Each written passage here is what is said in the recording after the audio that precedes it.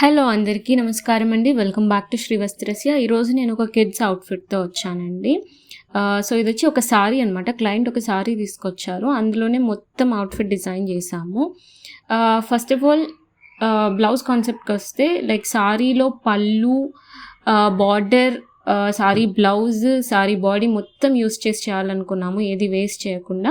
So ఇలా shawl caller ఇచ్చాము, shawl కాలర్కి border ఇచ్చాము అండ్ మధ్యలో ఆ ప్లీటెడ్ పార్ట్కి బాడీ ఆఫ్ ద సారీ అనమాట. అండ్ ఫ్రంట్ సైడ్ హోల్ బాడీకి పళ్ళు పార్ట్ ఇచ్చాము అండ్ బ్యాక్ సైడ్ హోల్ బాడీకి లైక్ బ్లౌజ్ పార్ట్ ఇచ్చాము అనమాట.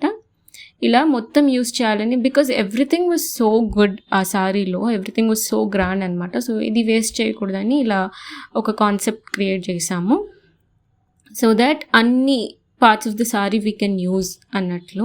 బికాస్ పళ్ళు వాజ్ వెరీ బ్యూటిఫుల్, సో అది కట్ చేయాలనిపించలేదు. సో అందుకని కింద ఇలా బాక్స్ ప్లీటెడ్ పార్ట్ లాగా ఇచ్చాము.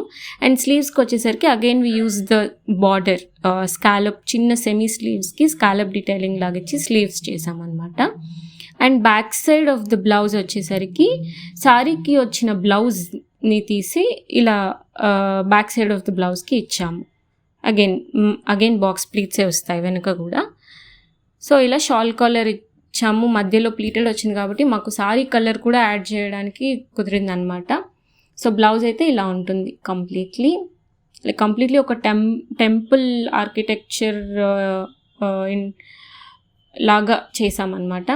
అండ్ కింద స్కర్ట్కి వస్తే లైక్ ఇలా డబుల్ బార్డర్ ఇచ్చాం, పైన ఉన్న బార్డర్ కూడా తీసి కింద అటాచ్ చేసాం. అండ్ వేస్ట్ నార్మల్ ప్లీట్తో ఫినిష్ చేసి ఇలా బార్డర్తో వేస్ట్ బెల్ట్ ఇచ్చాము.